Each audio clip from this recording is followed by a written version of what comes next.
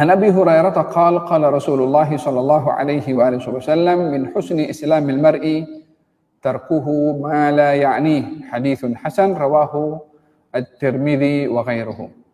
Hadis daripada Abu Hurairah, katanya Rasulullah sallallahu alaihi wasallam bersabda, di antara indahnya Islam seseorang bila ia meninggalkan apa yang tak berkaitan dengannya. Hadis hasan riwayat al-Imam At-Tirmidzi dan juga perawi-perawi yang lain.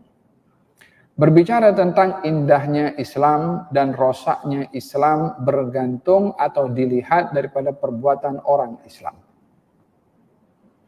Min husni islamil mar'i, di antara indahnya Islam seseorang. Islam itu indah segala-galanya. Hukumnya, adabnya, akhlaknya. Tapi oleh kerana Islam itu tak boleh dilihat kecuali dengan perbuatan orang Islam, maka dengan demikian Islam pun terkena tempias daripada orang Islam. Jika orang Islam itu praktis Islam, maka akan nampak keindahan Islam melalui orang Islam.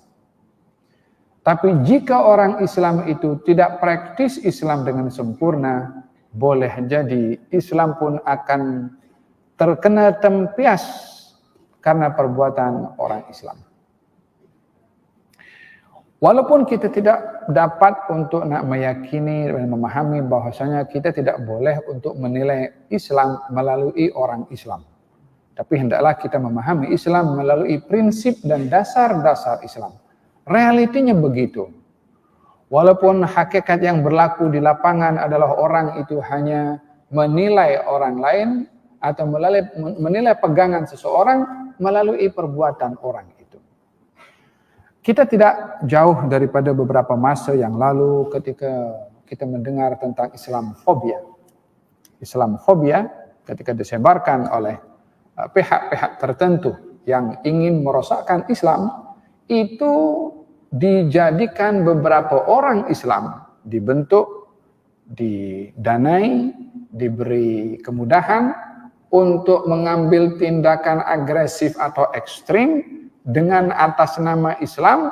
Tujuannya adalah untuk menakut-nakutkan kepada orang bukan Islam tentang Islam. Dengan demikian, istilah Islamfobia yang dipakai di beberapa negara bukan Islam, itu di sebahagian tempat berhasil disebabkan oleh kerana adanya tindakan orang-orang Islam yang ganas, yang membunuh, yang memenggal kepala orang, diekspos melalui media, yang akhirnya orang itu melihat keganasan pada Islam melalui perbuatan orang-orang Islam. Padahal Islam tidak begitu secara praktisnya, Islam tidak begitu secara prinsipnya, tapi karena orang tidak membaca tentang prinsip-prinsip Islam, lebih melihat daripada penampilan orang-orang Islam, itulah yang menyebabkan orang itu salah faham tentang Islam. Oleh hal dikatakan oleh sebahagian orang, katanya saya bersyukur kepada Allah masuk Islam sebelum kenal kepada orang Islam, katanya begitu. Sebab dia kalau kenal kepada orang Islam dulu dengan tindakannya yang bertentangan dengan prinsip-prinsip Islam, mungkin dia akan teralihkan daripada memahami Islam yang sebenarnya. Di dalam hadis Nabi Muhammad sallallahu alaihi wa ala alihi wa sahbihi wasallam, ketika ada Badui yang meminta kepada baginda Rasulullah satu permintaan sedekah dengan cara yang tidak sopan. Katanya, "A'tini min malillahi la min mali abika wala ummik." Berikan kepada aku pemberian. Sedekah bukan milik ayah dan ibu kamu. Dia minta kepada Nabi tapi caranya tidak sopan. Aku minta pemberian bukan milik bapak dan ibu kamu. Sahabat Nabi ada di hadapan Nabi. Waktu itu mereka marah dan geram kepada Badui ini. Dan ingin mengambil satu tindakan yang agak kasar kepada Badui ini. Maka ditahan oleh Nabi. Katanya biarkan. Dibawa lelaki tadi ke rumahnya Nabi dan diberi sedekah oleh Nabi. Nabi tanya, adakah kamu puas hati dengan pemberian aku ini? Katanya tidak. Ini pemberian terlalu sedikit. Maka ditambah lagi oleh Nabi, sampailah lelaki tadi puas hati dengan pemberian Nabi. Kemudian kata baginda Rasulullah, wahai saudara Arab, tindakan kamu tadi masa mengatakan bagi kepada aku sedekah bukan milik ayah dan ibu kamu, kata-kata kamu itu menyakiti sahabat-sahabat aku tadi. Bolehkah kamu sekarang kamu sudah puas hati dengan aku bagi, bolehkah kamu kembali kepada mereka, sebabnya di rumah Nabi tadi kan, kembali kepada mereka dan beritahu kepada mereka kalau kamu senang dengan pemberian aku dan puas hati. Kata lelaki tadi mengatakan, baik. Dia pergi jumpa dengan sahabat Nabi dan beritahu kepada sahabat Nabi, katanya, tadi saya datang kemari tak ada orang yang saya benci kecuali orang ini, yakni Rasulullah. Tapi sekarang ini saya amat sayang kepada orang ini. Saya amat sayang negeri orang ini dan saya senang hati dengan sikap orang ini. Dan dimaksudkan adalah Rasulullah Shallallahu Alaihi Wasallam. Kemudian lelaki tadi pergi. Baginda Rasulullah Shallallahu Alaihi Wasallam bersabda kepada para sahabat, perumpamaan saya dengan lelaki tadi, umpama orang yang punya onta, ontanya mengamuk. Dan setiap orang datang mendekati untuk menenangkan onta itu makin mengamuk. Sehingga tuan empunya onta yang tahu cara menenangkan onta, datang mendekati onta dan menenangkannya, onta itu pun tenang. Tuan punya onta, naik onta dan berjalan, semuanya selamat. Ontanya selamat, tuan punya onta selamat. Orang-orang yang ingin menenangkan onta pun juga selamat. Kata Nabi, perumpamaan saya dengan lelaki tadi, umpama tuan empunya onta dengan onta.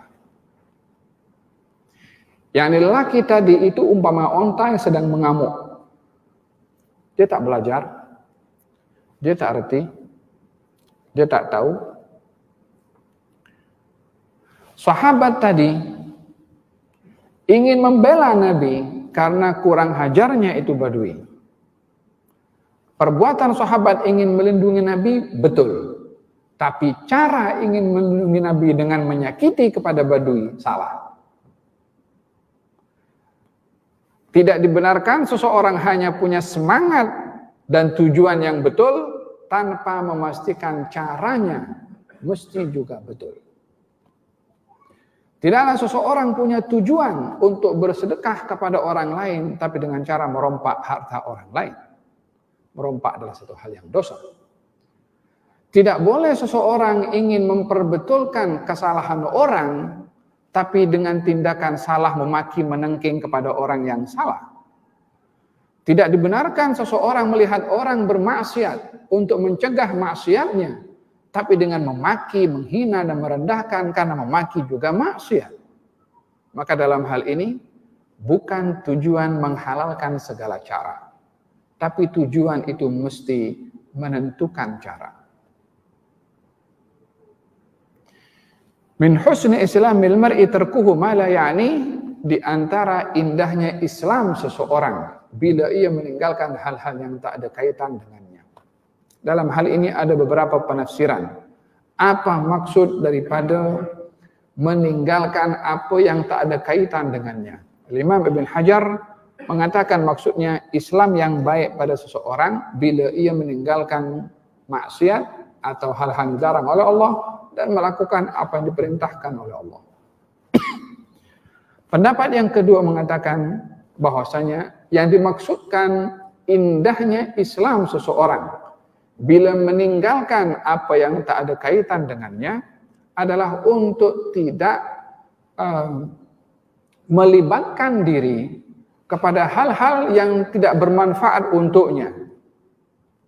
Alangkah banyaknya di zaman sekarang ini penglibatan seorang pada hal-hal yang tidak bermanfaat, walaupun bukan hal yang haram, bukan hal yang dosa. Seperti tengok komen dalam Facebook. Dia tak ada kaitan dengan dia, tapi paling seronok orang tengok komen Facebook. Sebab dia pun akan terpanggil untuk komen juga. hal-hal yang tidak bermanfaat dalam agama, maka itu perlu untuk dihindarkan karena tidak memberikan apa-apa faidah bagi seseorang yang ingin menjaga Islamnya. Baginda Rasulullah SAW bersabda, katanya, janganlah kamu menyampaikan kepada aku hal-hal tentang sahabat-sahabat aku, kekhilafan, kesilapan, perbuatan yang tak baik dilakukan oleh mereka.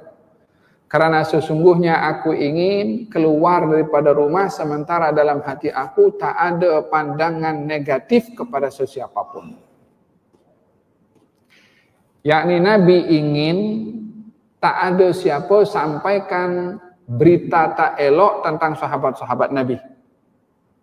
Disebabkan kalau Nabi tahu berita yang tak elok tentang sahabatnya, kalau jumpa maka teringat berita yang dia dengar itu. Kalau ada orang dikatakan si fulan mencuri, si fulan begini, si fulan begitu, lalu Nabi keluar jumpa dengan orang itu, maka ingat perbuatannya, ini mencuri, ini begini, ini begitu. Daripada mana boleh penilaian itu berlaku? Informasi yang sampai ke telinga Nabi, yang sementara Nabi tidak mahu mendengarkan hal-hal yang seperti itu. Min husni islamil mar'i tarkuhu ma la ya'ni.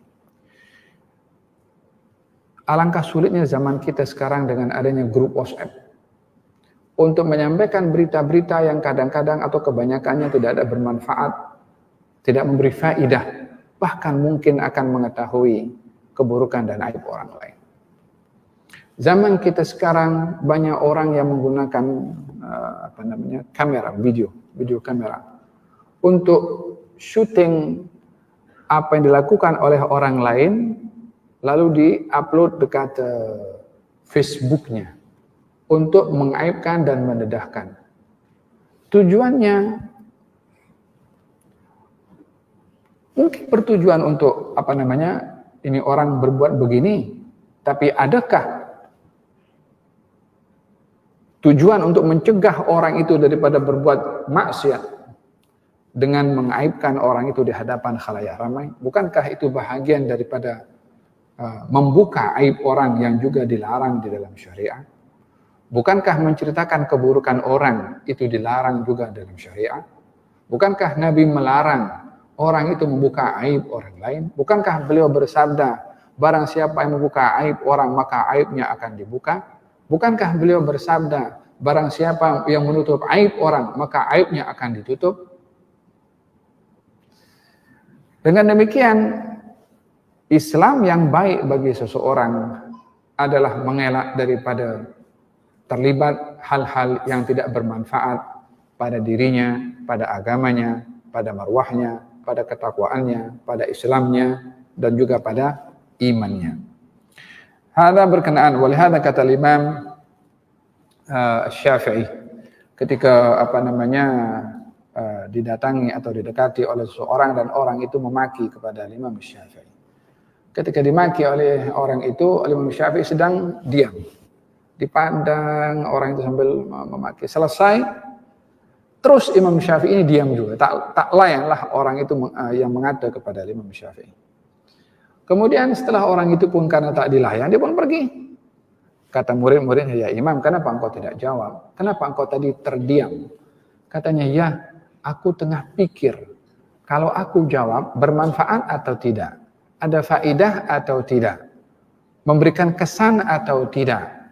Ketika didapati diam itu adalah yang lebih selamat dan itu lebih memberi manfaat, maka beliau lebih memilih diam berbandingkan menjawab. Islam seseorang adalah mengelak atau meninggalkan atas hal-hal yang tak ada kaitan dengannya. Katanya, beliau mengatakan, yukallimuni safihu bikulli qubhin fa akrahu an akuna lahu mujiba yazidu safahatan wa azidu izza kal'ud yazdad bil ihraqi tiba. Orang bodoh cakap bodoh pada saya, maka saya enggan untuk melayan kebodohannya. Dia bertambah bodoh dengan sikapnya, dan saya bertambah mulia karena tidak melayan kepadanya. Umpama kayu gahru yang akan nampak wangi bila ia dibakar. Tahu kayu ud itu? Bila nampak wanginya, kalau kena api. Macam itu juga manusia itu yang baik, yang mulia. Kalau diduga dan dia menjaga kehormatannya, maka ia adalah umpama kayu gahlu yang kena api. Bertambah wangi. Bukan justru menjatuhkan kedudukannya.